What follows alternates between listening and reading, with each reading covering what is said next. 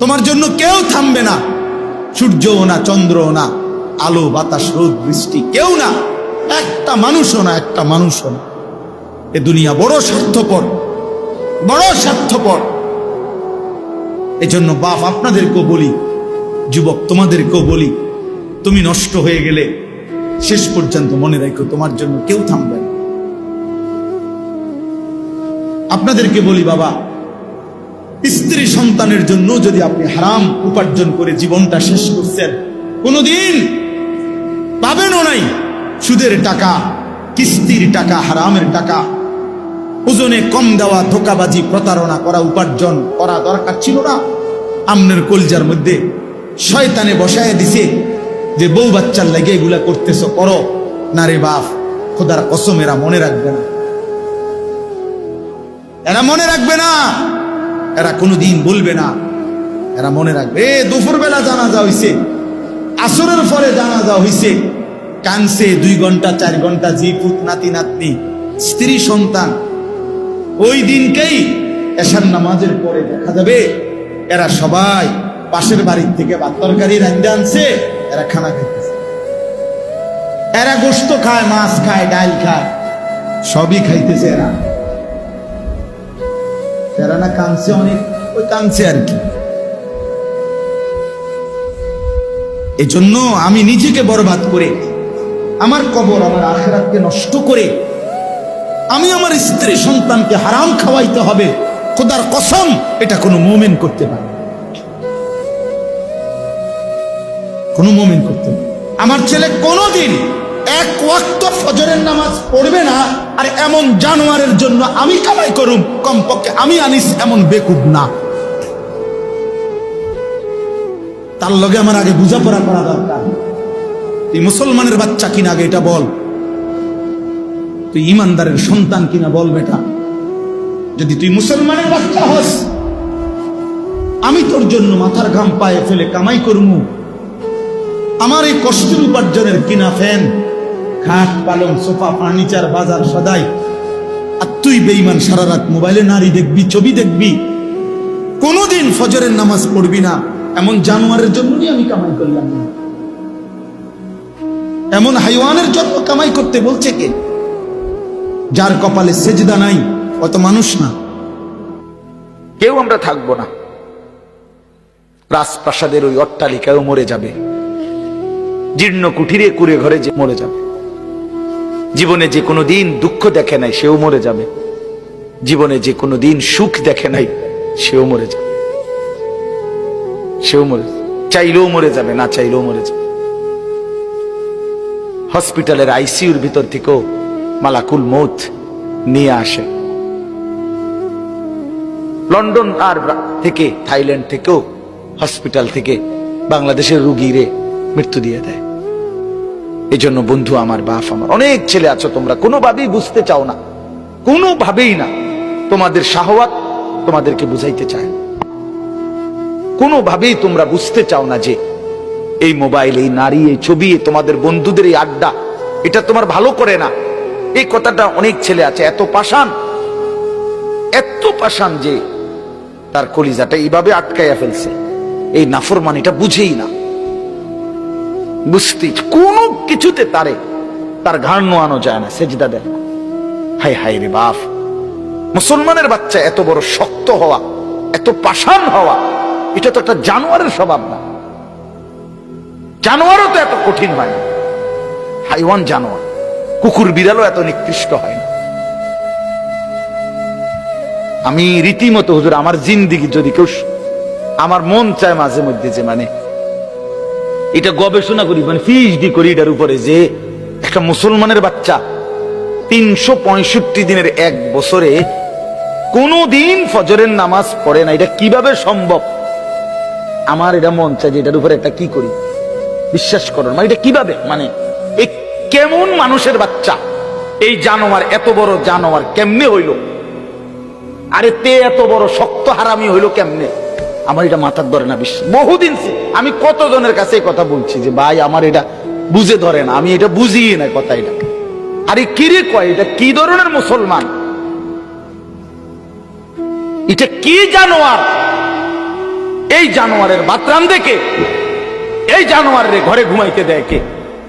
তার মা কই, তার বাপ কই? হায় হায় হায় হায়, মুসলমানের বাচ্চা এত বড় অসভ্য কেমনে হইল? কেমনে হইল? আল্লাহ বলেন, আমি আল্লাহকে বাদ দিয়ে যে যেটাকে বন্ধু বানায় নিছ, সে যেন মাকড়সার ঘর বানাইছ।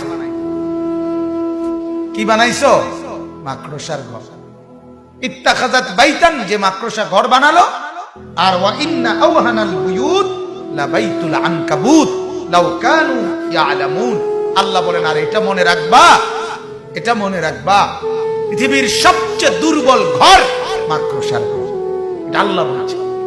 তাহলে আল্লাহকে বাদ দিয়ে 60 বছরে একটা সেজদা, একটা হালাল হালাল হারামের কোনো তোয়াক্কা করলা না, নামাজ রোজা বন্দিগির কোনো তোয়াক্কা করলা না, কিস্তি নিয়া, সুদ নিয়া, ঘুষ নিয়া, সিটারি, ধোকা, প্রতারণা, বহু ভাবে দিবা নিশি মেহনত করে 60 বছরে যেই প্রাসাদ, যেই বিল্ডিং সাজাইলা, যেদিন সব রোম স্যাক দিয়া দেখলা, আর কোনো কাজ বাকি নাই, টাইলসও লাগানো শেষ, বাথরুমের বদনাড়া পর্যন্ত সেটিং করা হয়েছে, সোফা, খাট, ফার্নিচার সব ঠিক করা হয়েছে।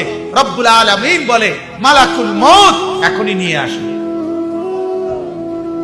যাও। এক নিমিষে 60 বছরের মেহনত উড়ায়, ঠিক না?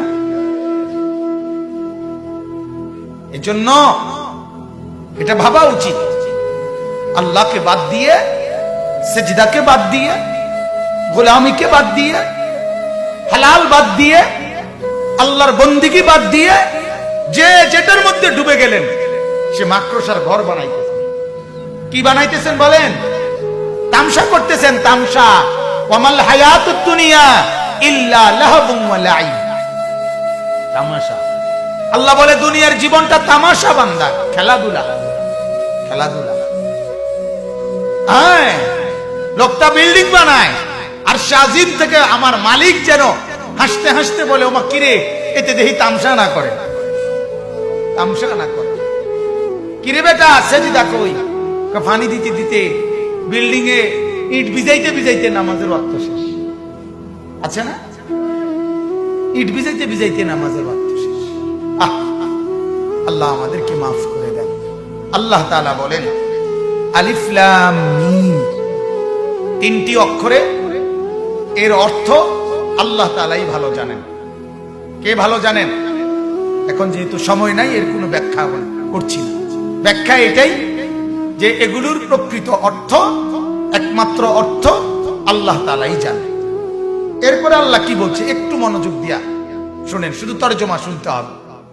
আল্লাহ তাআলা বলেন, আহাসিবান নাসু আন ইউতরাকু আন ইয়াকুলু আমান্না ওয়া হুম লা ইফতানুন। আল্লাহ বলেন, ও মানুষেরা, তোমরা কি এই ভেবেছো যে তোমরা শুধু মুখে বলবে আমান্না, আমরা ঈমান আনলাম, আমরা মুমিন, আমি মুসলমান, আমি ঈমানদার। ভোটার আইডি কার্ড দেখেন, ধর্ম ইসলাম লেখা। আমার বায়োডাটা দেখেন, ধর্মের পাশে ইসলাম লেখা। দেখেন, নালে নালে এখানে লিখছে কেন? আমি মুসলমান না হলেই লিখছি। কথা বুঝেন? আল্লাহ বলে, তোমরা কি এই ভেবেছো যে তুমি শুধু মুখে বলবা আমি মুমিন, আমি ঈমানদার, আমি মুসলমান, আর ওয়াহুম লা ইফতানুন, আমি আল্লাহর পক্ষ থেকে তোমাকে কোনো পরীক্ষা করা হবে না, এমনিতেই মুখের স্বীকারোক্তিতে, মুখের উচ্চারণেই আমি আল্লাহ তোমাকে ছেড়ে দিব, এই ভাবছো না? আল্লাহ জিজ্ঞেস করছে, তো জবাব দেন যে হ্যাঁ এটাই ভাবছেন কিনা, জবাব দেন না কেন? হ্যাঁ না না একটা কোন। আল্লাহ তাআলা কুরআনুল কারীমের আরেক জায়গায় বলছেন, আম হাসিবতুম আন তাদখুলুল জান্নাহ ওয়ালাম্মা ইয়ালামিল্লাহুল্লাযীনা জাহাদু মিনকুম ওয়া ইয়ালামাস সাবিরিন। তোমরা কি এই ভেবেছো যে শুধুমাত্র মুসলমান বললেই আমি তোমাদেরকে জান্নাতে ঢুকায় দেব?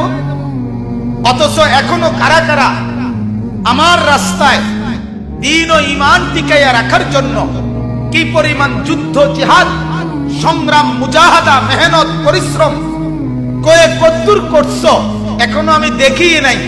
কে কদ্দুর ইসলাম মানার জন্য সবর করছো এটা আমি এখনো দেখিই নাই। এর আগেই তোমার আমি জান্নাত দিয়ে নিব এই নি ভাবছো।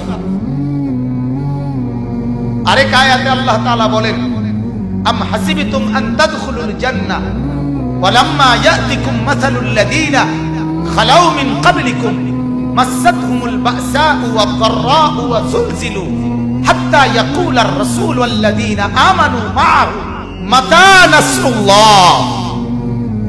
আল্লাহ বলেন, আরে কি ভাবলা তুমি?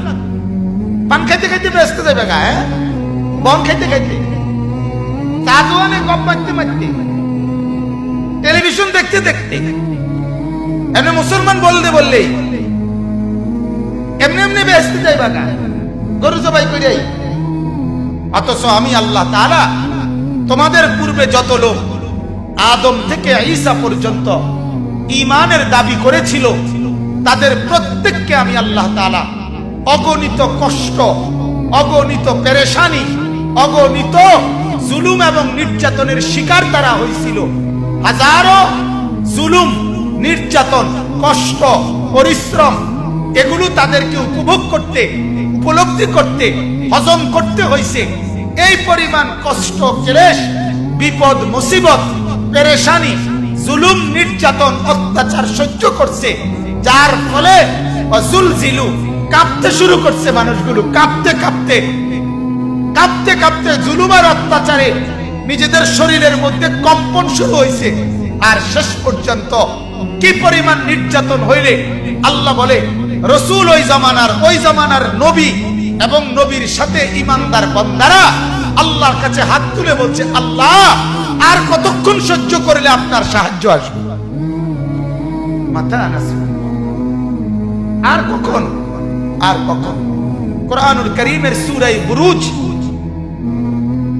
বুরুজ একটা সূরা আছে না, ওই সূরার মধ্যে আছে পূর্ববর্তী জামানায় এক নবীর ঈমানদার উম্মতকে ওই জামানার জালেম বাদশা ঈমান আনার কারণে মাটি খুঁড়ে গর্ত বানাইছে, বড় বড় গর্ত। আসহাবুল উখদুদ বড় বড় গর্ত বানাইছে, বানাইয়া বলছে এই গর্তের মধ্যে লাকড়ি দিয়ে আগুন ধরাও। পুরা গর্তের মধ্যে যখন আগুন ধাউ ধাউ করে উঠছে তখন ওই নবীর উম্মত, ঈমানদার অনুসারী ওই মানুষগুলোকে একটা একটা করে ধরে ধরে ওই গর্তের মধ্যে, আগুনের মধ্যে ফেলছে। ফেলে এরপরে বলছে এর উপরে মাটি ফেলাও। এরপরে মাটি ফেলাইয়া বলছে এর উপরে তোমরা লাফায়া লাফায়া নাইচা নাইচা এদেরকে দাফন করে। কুতিলা আসহাবুল উখদুদ আন-নারি যাতিল ওয়াকুদ। পড়ে দেখি আল্লাহ তাআলা বলে, এখনো কি সহ্য করছো? এখনো কি সহ্য করছো? এ পরিমাণ কষ্ট সহ্য করছে, যে পরিমাণ কষ্টের পরে রাসূলরা হয় উলুল আজম, নবীরা হয় সীমাহীন ধৈর্য সহ্যের অধিকারী। ঠিক কিনা বলেন না? সেই নবীরা পর্যন্ত হাত তুলে ফেলছে। আল্লাহ আর কতক্ষণ, আর কতক্ষণ? আল্লাহ তাআলা বলেন, আমার বান্দা শুধুমাত্র মুমিনের দাবি করলে, মুসলমানের দাবি করলে বাপ, আল্লাহ বলেন আমি এমনি ছেড়ে দেব না। পরীক্ষা করব, ঈমানের পরীক্ষা, আমলের পরীক্ষা, বন্দেগীর পরীক্ষা, সেজদার পরীক্ষা, গোলামির পরীক্ষা, হালাল হারামের পরীক্ষা, জায়েজ না জায়েজের পরীক্ষা, বৈধ অবৈধের পরীক্ষা। অতএব পরীক্ষায় উত্তীর্ণ হইতে হইলে 24 ঘন্টা আল্লাহ এবং তার রাসূলের নির্দেশনা মতে চলুন। ওয়ালাকাদ ফাতান্নাল্লাযীনা মিন ক্বাবলিহিম। এরপরে আল্লাহ তাআলা বলেন, আমি তোমাদের পূর্বে এই কথাটাই, তোমাদের পূর্বে যত লোক ঈমানের দাবি করছে প্রত্যেকের পরীক্ষা নিয়েছি। প্রত্যেকের কি নিয়েছি? ইব্রাহিম আলাইহিস সালামকে আল্লাহ তাআলা বলেন 84 বছর ইব্রাহিম নবী কাইদা আল্লাহর কাছ থেকে একটা ছেলে পাইছেন। ঠিক কি না বলেন? ছেলেটার নাম কি? ইসমাঈল। কানসে 84 বছর পরে, 84 বছর বয়সে ইসমাঈল হইছে। এরপরে ইব্রাহিমকে আল্লাহ তাআলা, তাফসীরে আছে একটা উর্দু খুতবা আছে 5 খণ্ডে, খুতবাতে কাসিমি, পাকিস্তানের একজন বড় বুজুর্গ হযরত মাওলানা জিয়া আল কাসিমি, ওনার বয়ান আপনারা উলামায়ে কেরাম কিনলে খুব মজা পাবেন পড়ে, উর্দুতে আছে।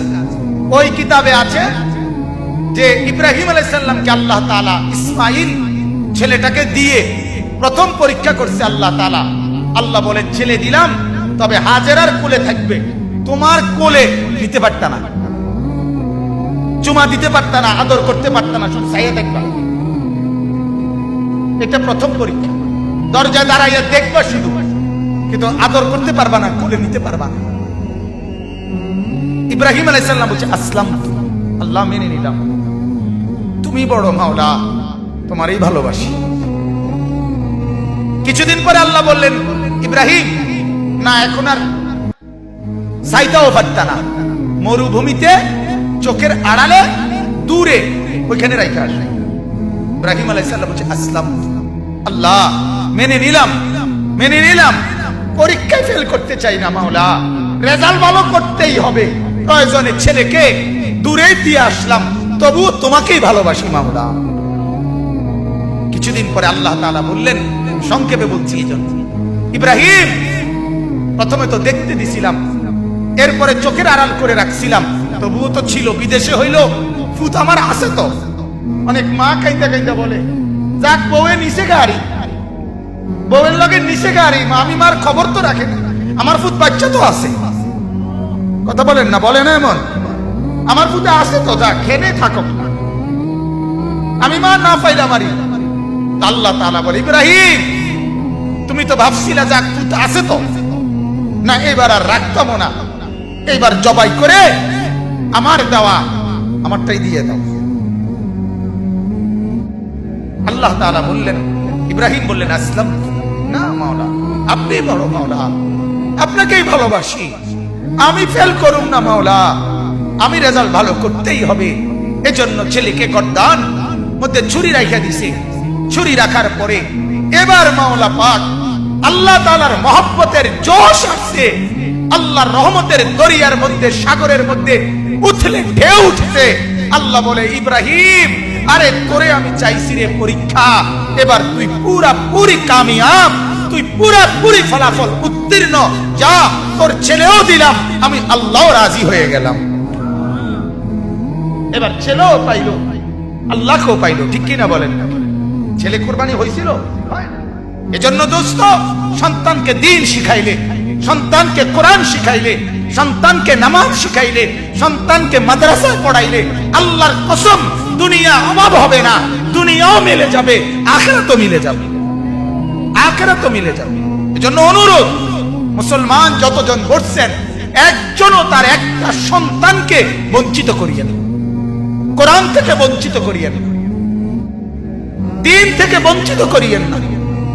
আমার শায়েখ আল্লামা মুফতি মুশতাকুর নবী সাহেব হুজুর এটা আবেগে অনেক সময় বলে যে মা যেই বাপ তার সন্তানকে আল্লাহর কোরআন শিখায় নাই, নামাজ রোজা শিখায় নাই, মাদ্রাসার এই সবক দেয় নাই, হুজুর বলে ওই মা বাপ যদি তার সন্তানটাকে 70 বার আগুনে পুড়াইয়া ফেলতো তাইলে এত ক্ষতি হইতো না।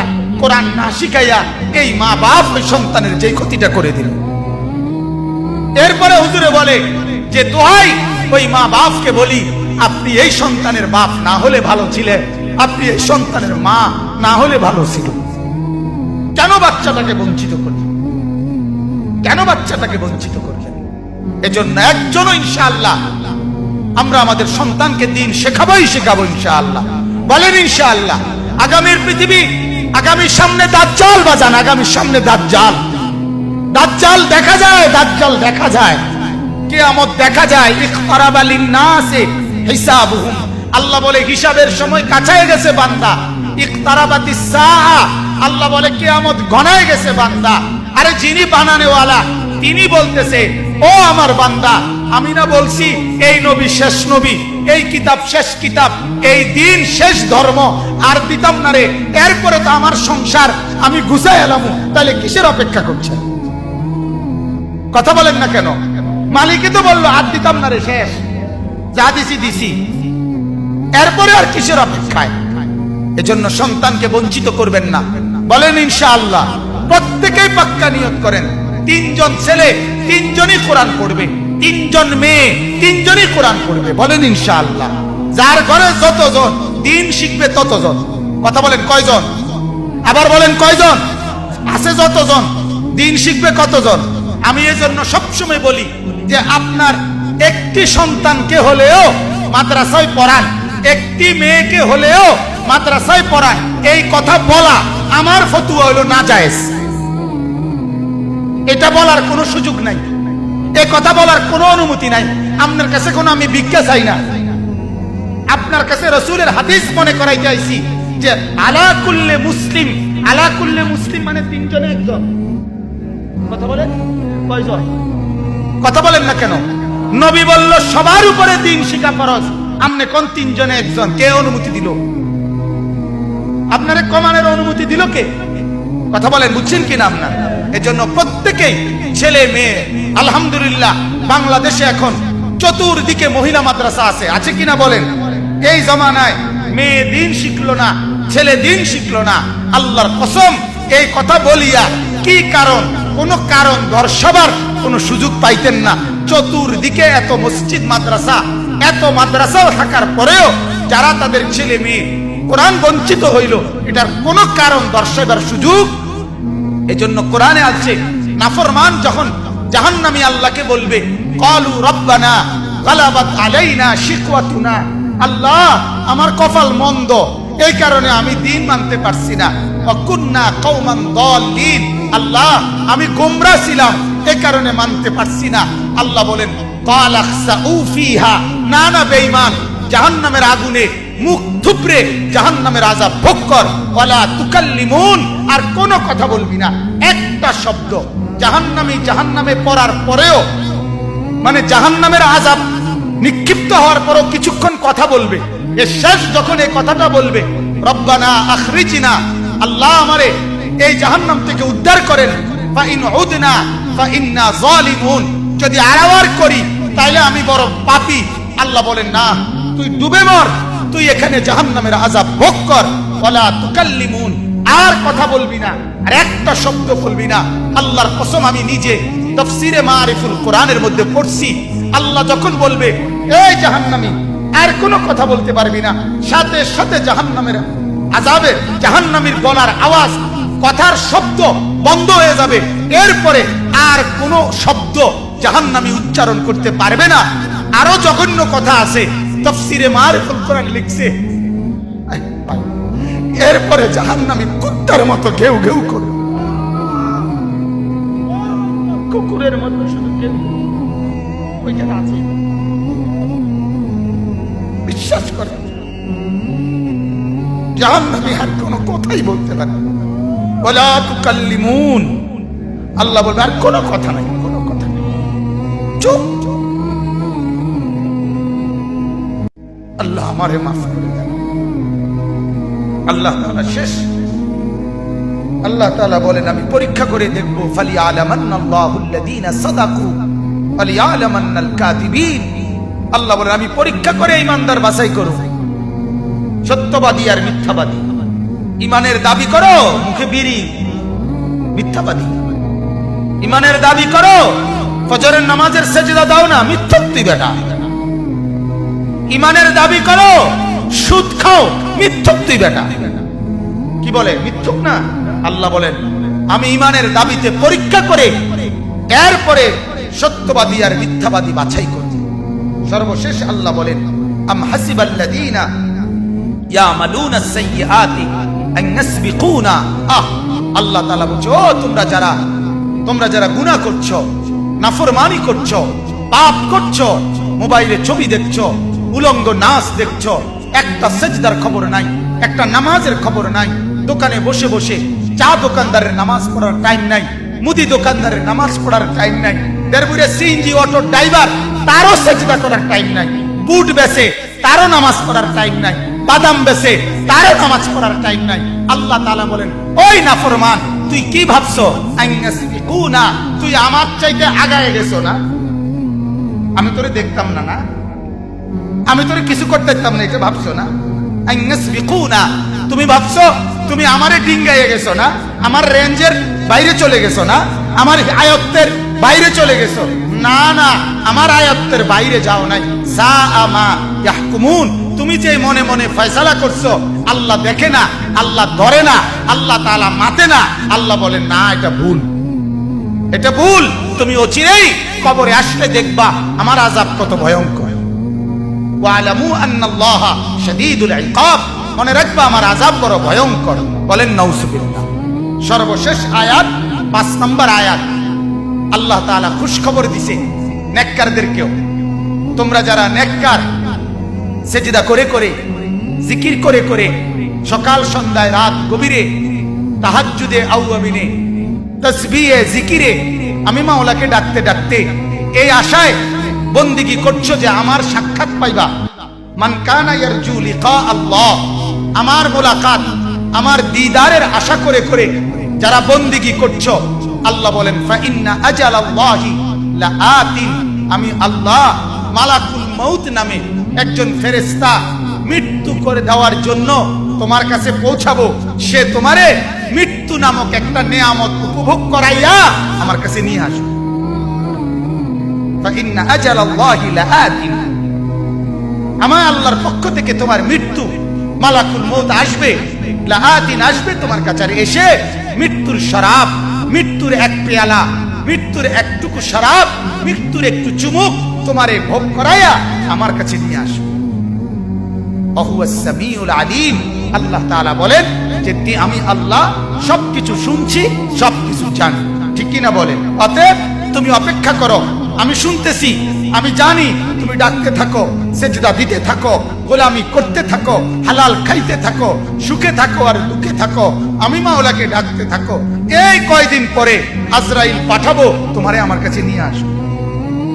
এজন্য হাদিসে আছে, আল্লাহর নবী সাল্লাল্লাহু আলাইহি সাল্লাম, এটাই আমার শেষ কথা, আল্লাহর নবী সাল্লাল্লাহু আলাইহি সাল্লাম হাদিসে আছে, নেককারের সামনে নবীজি বলে মালাকুল মউত আজরাইল আয়েশা অত্যন্ত সুন্দর আকৃতিতে দাঁড়ায়, খুব চমৎকার সুদর্শন আকৃতিতে দাঁড়িয়ে মালাকুল মউত আল্লাহর প্রিয় বান্দা নেককার বান্দাকে বলে যে থাকবেন আর কিছুদিন, কেন দুনিয়ায় থাকবেন?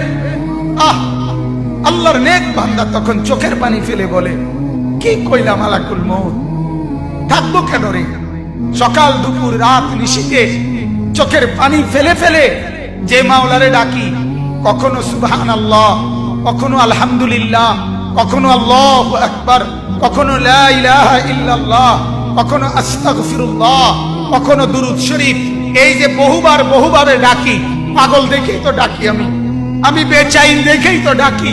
এজন্য সকালেও ডাকি, দুপুরেও ডাকি, বিকালেও ডাকি, সন্ধ্যায়ও ডাকি, রাতেও ডাকি, তাহাজ্জুদেও ডাকি, সারা দিন যে মাওলাকে ডাকি তার কাছে যাওয়ার জন্যই তো ডাকি। তুমি আইও না, দেখে না যাইতারি না,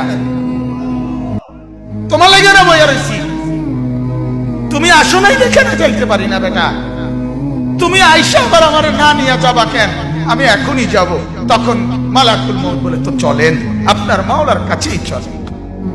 এই জন্য ছেলেরা ভাবতে শিখো, এক একজনের চুলের পেখম দেখলে মনে হয় যেন হ্যাঁ তার কোনো আল্লাহ খোদা নাই, স্বয়ং সম্পূর্ণ। এক একজনের চলাফেরার ডংডুং দেখলে মনে হয় তারে ধরুন না কেউ নেই। লাফানের তাফালিং দেখলে, লাফানের চলাফেরার কথাবার্তার স্টাইল দেখলে মনে হয় অহংকার। আমার শরীর ভালো, সুস্থ সবল, আমার আব্বার টাকা আছে, আমার যখন মন চায় আমি আব্বু থেকে টাকা নিই, যখন মন চায় আমি মোবাইল টিপতেছি, আব্বু কিছু বলে না, আম্মু কিছু বলে না, সারা রাত মোবাইলে নারী দেখে, ছবি দেখে, যখন যা মন চায় তাই করে, মন চাইলে খায়, মন চাইলে না খায়। বাহ বাবা, মনে করছে পৃথিবীর কেউ যেহেতু কিছু বলে না, এভাবেই জীবন চলবে না। রে দোস্ত, সুখের জীবনও শেষ হয়, দুঃখের জীবনও শেষ হয়, সেজদার রাতও ভোর হয়, নেশার রাতও ভোর হয়, মদখোরও রাত ভোর হয়ে যায়, সেজদাওয়ালার রাতও কি হয়ে যায়? ভোর হয় না? তাহাজ্জুদের নামাজ যে পড়ে তারও ভোর হয়ে যায়। মদের আড্ডায়, জুয়ার আড্ডায় যে রাত কাটায়, নারীর আড্ডায়, জিনার আড্ডায়, ওই হাইওয়ানেরও ভোর হয়ে যায়। কারো দুনিয়ায় থেমে থাকে না, কারো না। এজন্য হাসিও ফুরায় যাবে, কান্নাও শেষ হয়ে যাবে। কয়দিন পরে এই ছোট্ট মাসুম বাচ্চাদের ব্যথাও সবাই ভুলেই যাবে। ব্যস্ততার এই দুনিয়ায় কতক্ষণ মনে রাখবে, কে কারে মনে রাখবে? অতএব এই যে আল্লাহ নবী সাল্লাল্লাহু আলাইহি সাল্লাম বললেন, এমন ভাবে বন্দেগী করো যেন আল্লাহকে দেখছো অথবা আল্লাহ তোমাকে দেখছে। এটাই তাসাউফ, এটাই ইসলাহ। এটা তৈরি করতে হয়। মানে এটা শুধু একটা ওয়াজ শুনলে হয় না, দীর্ঘদিন মেহনত করতে হয়। ওলামায়ে কেরামের সাথে, আল্লাহ ওয়ালাদের সাথে, বুজুর্গদের সাথে বারবার শুনতে হয়, আসা যাওয়া করতে হয়, সম্পর্ক করতে হয়, আত্মশুদ্ধির মেহনত করতে হয়। এটা নিয়ম মাফিক ওষুধ আছে, বুজুর্গদের কাছে এটার প্রেসক্রিপশন আছে। কিভাবে একজন মুসলমান, একজন যুবক, একজন নারী, একজন ইমানদার কিভাবে নিজের জীবনটাকে এভাবে গঠন করবে যে যার সারাক্ষণ মনে পড়বে আল্লাহ আমাকে দেখছে, আমি মিথ্যা বলব। আপনারা অনেকেই শুনছেন না, বুজুর্গরা বলে, কোন আল্লাহওয়ালা বলে তার মুরিদদেরকে বলছে, আগামীকালকে আমার জন্য এমন একটা মুরগি জবাই করে আনবা, এমন জায়গা নিয়া। আমরা শুনছি হুজুরদের ওয়াজে, ছোটবেলায় আমরাও শুনছি যে কেউ না দেখে এমন জায়গা থেকে জবাই করে আনবা। সবাই মুরগি জবাই করে আনছে, একজনে জীবন্ত মুরগি নিয়ে আসছে। তো হুজুর বলছে, তুমি আস্তা মুরগি নিয়ে আসলা, সবাই তো জবাই করে আনছে। তো বলছে, হুজুর মুরগিটা কেউ দেখে না, এমন একটা জায়গার তালাশে, পুকুরের পারে, নদীর ধারে, বাঁশ ধারে, কত জায়গায়, গোপন একাকী জায়গায় অন্ধকারে গেলাম। কিন্তু খোদার কসম হুজুর, যখনই যাই, যেখানেই যাই, বারবার মনে পড়ছে আল্লাহ তো দেখছে। আপনি তো বলছেন কেউ দেখে না, এমন জায়গা থেকে জবাই করতে, এমন জায়গা তো পাইলাম, এমন জায়গা তো মনে হইল না কোনো জায়গারে। সব জায়গাতেই তো মনে পড়লো আল্লাহ তো দেখছে। তিনি বলছেন, হ্যাঁ বাবা, আমি তোমারই খুঁজছি। আমি কি খুঁজছিলাম? তোমারই মূলত খুঁজতেছিলাম যে আমার কোন মুরিদটার হালাত এইটা হইছে, যে যার সারাক্ষণ মনে পড়ে যে আল্লাহ আমাকে। আনতা আবুদাল্লাহা কাআন্নাকা তারাহু ফাইন লাম তাকুন তারাহু ফাইন্নাহু ইয়ারাক। নবীজি বলেন, এমন ভাবে আল্লাহর ইবাদত করবে যেন তুমি আল্লাহকে দেখছো। আল্লাহর নবী সাল্লাল্লাহু আলাইহি ওয়াসাল্লাম একদিন নামাজ পড়ছিলেন। নবীজি সাল্লাল্লাহু আলাইহি সাল্লাম নামাজ অবস্থায় একটু সামনে আগাইলেন, আবার পিছায়া নামাজের জায়গায় দাঁড়াইয়া নামাজ শেষ করলেন। সাহাবায়ে কেরাম বললেন, ইয়া রাসূলুল্লাহ, নামাজ শেষে কি হলো আল্লাহর নবী? হঠাৎ করে দেখলাম নামাজের মধ্যে একটু আগাইলেন, আবার পিছাইলেন, কি করলেন? আল্লাহর নবী সাল্লাল্লাহু আলাইহি সাল্লাম বলেন, সাহাবীরা রে, জান্নাতের আয়াত যখন পড়ছিলাম, সরাসরি এই দুই চোখে জান্নাত দেখতে পাচ্ছিলাম, আর জান্নাতের ফলগুলো দেখছিলাম। মনটা চাইছিল আগাইয়া জান্নাতের একটা ফলের থোকা ছিঁড়ি। দুনিয়া যেন আবার ফিরে চলে আসলাম। অর্থাৎ এইভাবে দেখছে। এই জন্য আমার শায়েখ আল্লামা মুফতি মুশতাকুর নবী কাসিমি বড় সুন্দর কথা বলছে। হুজুর বলেন যে দুনিয়ার মধ্যে ক্যান্টনমেন্টের মধ্যে সেনাবাহিনী, কেউ 20 বছর, কেউ 25 বছর যুদ্ধের প্র্যাকটিস করে প্রতিদিন, এই আশায় যে যেদিন চূড়ান্ত বাস্তবিক যুদ্ধ হবে সেদিন প্র্যাকটিক্যাল দেখবে, প্র্যাকটিক্যাল যুদ্ধ করবে। তো প্র্যাকটিক্যাল যুদ্ধের জন্য প্র্যাকটিস করতে থাকে অনবরত। বুঝেন নাই কথা? তো আল্লাহ তাআলাও যেন বলছে, নবীও যেন বলছে, উম্মত এই দুনিয়ার হায়াতটা আল্লাহকে দেখার প্র্যাকটিস করতে থাকো, প্র্যাকটিস করতে থাকো। মনে হয় যেন দেখছো, মনে হয় যেন দেখছো। একদিন এভাবে যদি করতে পারো, হাসরের ময়দানে রব্বুল আলামিন প্র্যাকটিক্যাল আল্লাহ পাক তোমার দিদার তার তোমারে দেখায় দিবে। বলবে বান্দা দেখো, এবার প্র্যাকটিস করছো বহুদিন, আজ সরাসরি দেখো।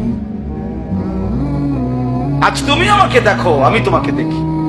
ইলা রাব্বিহা নাযিরা। আল্লাহ তাআলা বলছে বান্দা জান্নাতে সরাসরি আমি রব্বুল আলামিনকে দেখবে। খালাস, কথা শেষ।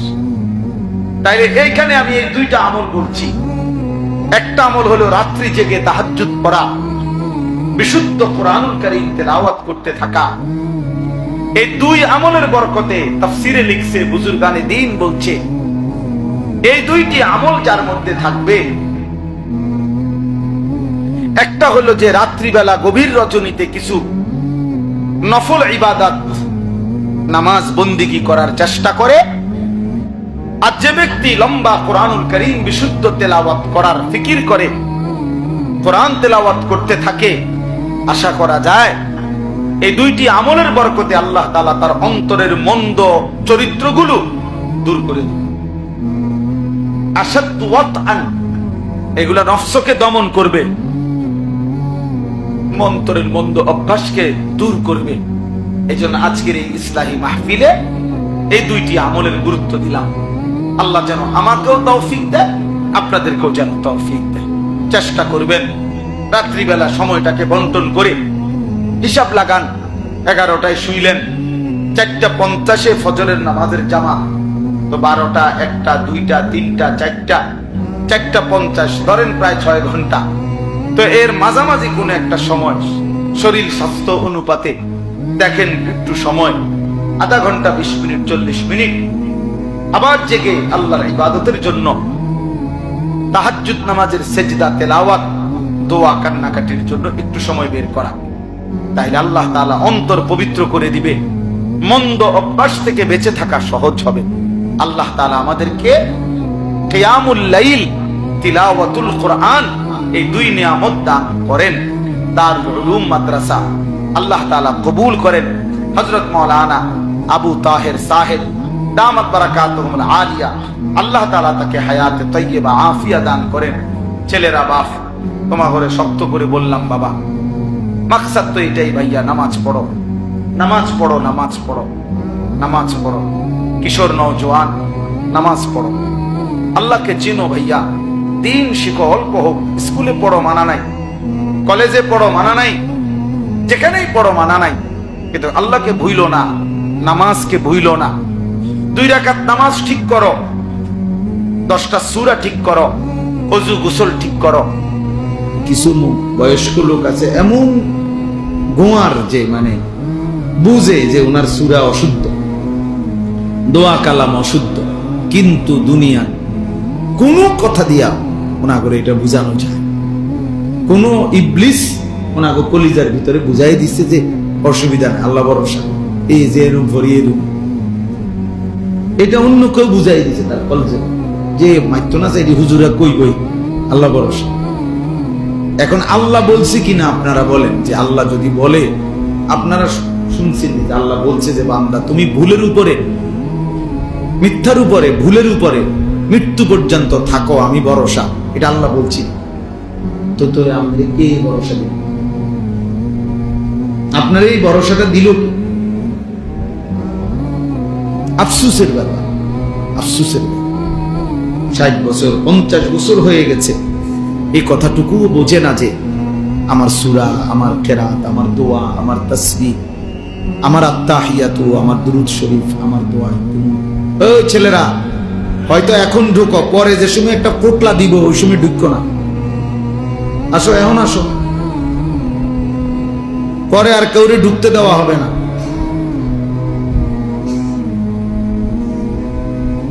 হ্যাঁ, কিছু খবর নেয়, মনে করেন কিছু আছে, খবর নেয়, কিছু দিবনি।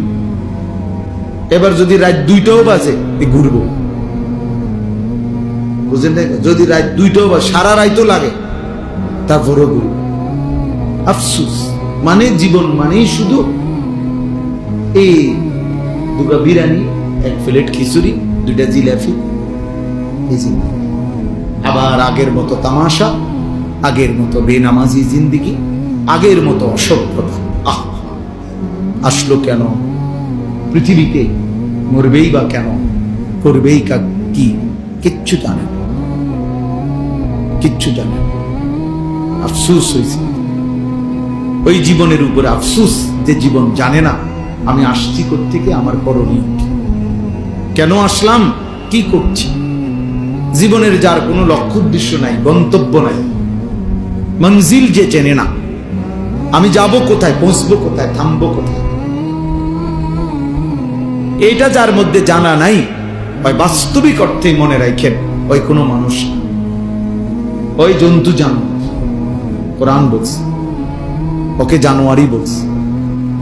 জানোয়ারেরই কোনো নির্দিষ্ট টার্গেট নাই, তার দরকারও নাই। টার্গেট দিয়ে করবো কি? কোন গরু, ছাগল, কুকুর, বিড়ালের টার্গেট দিয়ে করবে কি? তার তো কোনো হালালও নাই, হারামও নাই, জায়েজ না জায়েজ কিছু নেই। তার জন্য কোনো বিধান নাই, দিন নাই শরীয়তে। কিন্তু ইনসানের জন্য বিধান আছে, হালাল হারাম আছে, জায়েজ না জায়েজ আছে, করণীয় বর্জনীয় আছে। কারণ তার জন্য আখিরাত আছে, তার জন্য হিসাব আছে, তার জন্য বিচারের মাঠ আছে, তার জন্য আমলনামা প্রস্তুত হচ্ছে, তার আমলনামা মিজানের পাল্লায় ওজন হবে, তাকে ফুলসেরাত পার হইতে হবে, তাকে জান্নাত কিংবা জাহান্নামে যেতে হবে।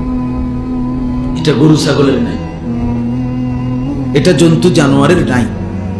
তাইলে সোজা হিসাব, যে তার হালাল হারাম বুঝে না, জায়েজ না জায়েজ বুঝে না, করণীয় বর্জনীয় বুঝে না, তো সে বাস্তবিক অর্থে কোনো মানুষ, সে জানোয়ার, সে হাইওয়ান, যার মধ্যে কোনো তামিজ নাই, মানে পার্থক্য শক্তি নাই, পার্থক্য শক্তি। তাইলে বাবা বলতেছিলাম আল্লাহর ঘর মসজিদের কথা বলছি। মসজিদের আজমত জরুরি, মসজিদে জুমার বয়ান গুরুত্বপূর্ণ, মসজিদের ইমাম সাহেবকে সম্মান করা খুব গুরুত্বপূর্ণ, মুয়াজ্জিনকে সম্মান করা খুব গুরুত্বপূর্ণ। মসজিদের একটা জুতার বাক্স, মসজিদের বালু, মসজিদের একটা মোমবাতি অনেক সম্মানিত, এটা মসজিদের। আমরা কোরআন হাদিসের ভাষায় বলে নিসবতের কারণে দামি হয়, মানে সম্বন্ধের কারণে দামি। ইট বালু পাথর সিমেন্টের একটা ঘর এমনিতে শুধু ছিল ঘর, কিন্তু যখন এটা সিদ্ধান্ত হলো যে এটা আল্লাহর ঘর, এই আল্লাহর এই শব্দটা যখন এই ঘরের সাথে লাগলো তো এটা দাম। কি বলেন? এটা নিসবতারি, মানে সম্বন্ধ কিসের সাথে মিলল, ওইটার কারণে দামি হয়, ওইটার কারণে দামি হয়। এমনিতে একটা কাপড়, এটা কাপড়, কিন্তু যখন এটারে বলে যে এটা কোরআন শরীফের গিলাফ, তো এটা দামি, দামি। তাহলে সম্বন্ধ নিসবত এর কারণে দামি। তো মসজিদ আল্লাহর ঘর, অতএব এটা নিঃসন্দেহে দাম, এটা দাম, এটা অনেক দাম। আমরা এই জন্য ইনশাআল্লাহ মসজিদের জন্য সবার কাছে অনুরোধ, মসজিদে নামাজ পড়া, জামাতকে ঠিক মতো আদায় করা, মসজিদে আন্তরিকতা রাখা, ভালোবাসা, এটা যেন সবার মধ্যেই থাকে। এই পদ পদবী, মূল্যায়ন অবমূল্যায়ন এর কোনো বিষয়, অমুকের সভাপতি বানাইতো, আমনে তারে দিয়ে দেন সভাপতি, তুই সভাপতির আব্বা, তুই সভাপতি 14 গোষ্ঠী, তুই নিয়ে সভাপতি, তোর সভাপতি নিয়ে তুই সিরা খাবি, তোর সেক্রেটারি নিয়ে তুই কি খাবি, আমি বিজয় খাবি। হ্যাঁ, আল্লাহ তাআলা আমাদেরকে বুঝতাম। আখিরাতে ইন্নাল্লাহা লা ইয়ানজুরু ইলা সুওয়ারিকুম ওয়ালা ইলা আজসামিকুম, নবী সাল্লাল্লাহু আলাইহি ওয়াসাল্লাম বলেন হাসরের ময়দানে নিশ্চয়ই আল্লাহ তাআলা তোমাদের চেহারা দেখবেন না, তোমাদের শরীর দেখবেন না, ওয়ালাকিন্নাল্লাহা ইয়ানজুরু ইলা কুলুবিকুম ওয়া আমালিকুম, বরং আল্লাহ তাআলা তোমাদের দিল দেখবেন এবং তোমাদের আমল দেখবেন। দিল দেখবেন আর কি দেখবেন? আমল দেখবেন। এর ভিত্তিতে আল্লাহ তাআলা ফয়সালা করবেন। এজন্য বাপ ও দুনিয়া বিয়ে সমস্ত পদ পদবি দিয়ে কিচ্ছু আসে যায় না, বরং মসজিদের প্রতি হৃদয়ের টান। এজন্য আমার আখিরাতের জন্য আমি নামাজ পড়বো, সেজদা দেব, মসজিদে আসব, মসজিদের খেদমতে থাকব, মসজিদে বেশি বেশি যাওয়ার চেষ্টা করব। এটা আমার আখিরাতের জন্য। হাদিসের মধ্যে আছে বাশশিরিল মাশাঈন ফি যুলামি ইলাল মাসাজিদ বিন-নূরিত তাম্মি ইয়াউমাল কিয়ামা। আজীব হাদিস। নবী সাল্লাল্লাহু আলাইহি সাল্লাম বলছে, অন্ধকারের মধ্যে, মানে এশার নামাজ এবং ফজরের নামাজ, অন্ধকারের মধ্যে যারা বেশি বেশি মসজিদে গমন করে, হে নবী, কিয়ামতের দিন ফুলসিরাতের গোড়ায় তাদের জন্য পরিপূর্ণ আলোর সুসংবাদ দান করবে। বিন-নূরিত তাম, পূর্ণ আলো। মানে হাদিসের মধ্যে আছে ফুলসিরাত 30,000 বছরের রাস্তা, যেটা সকলকে পার হইতে হবে। ওয়া ইম মিনকুম ইল্লা ওয়ারিদুহা, আল্লাহ তাআলা কোরআনে বলছে এমন কেউ হবে না যাকে এটা পার হতে হবে। সে নবী হোক, সে ওলি হোক, আর সে কাফের হোক, মানে অনুগত অবাধ্য, সকলকে এটার উপরে কি করতে হবে? পার হইতে হবে, পার হইতে হবে। তো এই 30,000 বছরের রাস্তার যে ফুলসিরাত, এটা নবী সাল্লাল্লাহু আলাইহি সাল্লাম বলছে এটা অন্ধকার থাকবে, একেবারে অমাবস্যার ঘুটঘুটে অন্ধকার।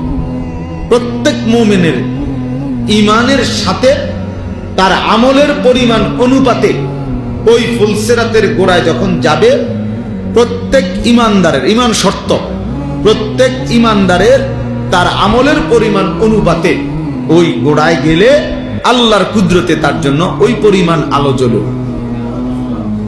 এজন্য সবার আলো একরকম হবে না, আলগা লাইট নেই। আপনার টামের আলো, আমারটা আমার, আপনারটা।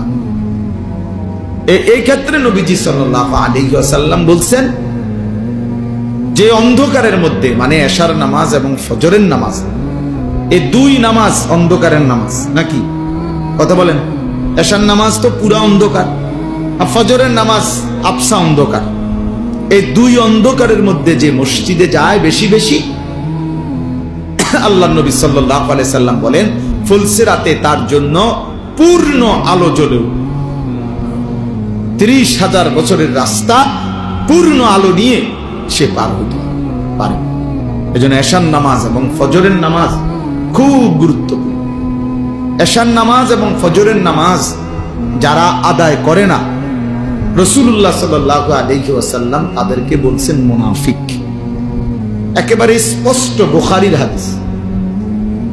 ওই অপদার্থ হলো মুনাফিক, যে অপদার্থ এশা এবং ফজরের নামাজ পড়ে।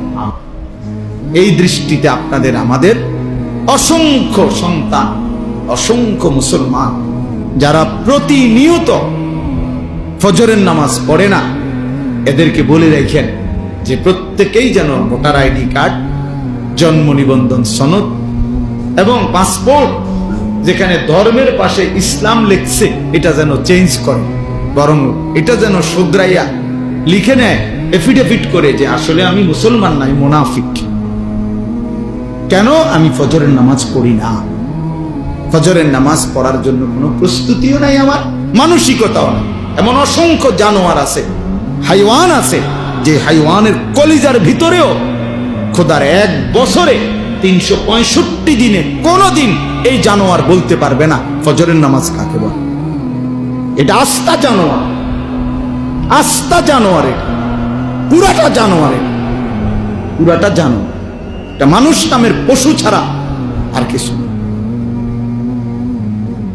365 দিন নাফরমান, তুই মানুষের বাচ্চা বেটা, কোনদিন ফজরের নামাজ পড়বি না।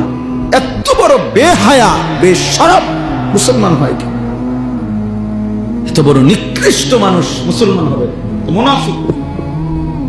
আল্লাহ রাসূল বলছে বেটা, নবী বলছে মুনাফিক, এটা আস্তা মুনাফিক। আর মুনাফিক সমস্ত বেঈমানের মধ্যে সবচেয়ে নিকৃষ্ট হলো কে? যত লোক আল্লাহর নাফরমান তার মধ্যে মুনাফিক হলো সবচেয়ে নিকৃষ্ট। হযরত আব্দুল্লাহ ইবনে ওমর হাদিসে আছে, নবীজির বিখ্যাত সাহাবী আব্দুল্লাহ ইবনে ওমর রাদিয়াল্লাহু তাআলা আনহুমা, তিনি বলছেন নবীজির জামানায় আমরা মুনাফিক চিনতাম এশা এবং ফজরের জামাতে অনুপস্থিতি দেখে। হাদিস এটা। উনি বলেন আমরা চিনতাম মুনাফিক কে আমাদের মাঝে, আমরা খুঁজতাম বুঝতাম ফজর এবং এশার নামাজে অনুপস্থিত হতো। এই জন্য হযরত আব্দুল্লাহ ইবনে মাসউদ বলে যে রাসূলের জামানায়, সাহাবাদের জামানায় লজ্জায় শরমে যাতে দাগ না পড়ে যায়, চিহ্নিত হয়ে না যায়, এজন্য মুনাফিক যারা মুনাফিক ছিল বাস্তবিক অর্থে, তারাও রাসূলের জামানায় ফজরের নামাজ মিস করতো না, কারণ মিস করলে তো মানুষ কইতে মুনাফিক। অথচ সে বাস্তবিকে কি? মুনাফিক। কিন্তু মানুষ যাতে তারা না চিনে না বুঝে, এই জন্য কি করত? আমার মুসলমান নামধারী এই হাইওয়ান মুসলমানের বাচ্চা, আর বাপ মুসলমান, তার মা মুসলমান, জানোয়ার একদিনও ফজরের নামাজ পড়ে।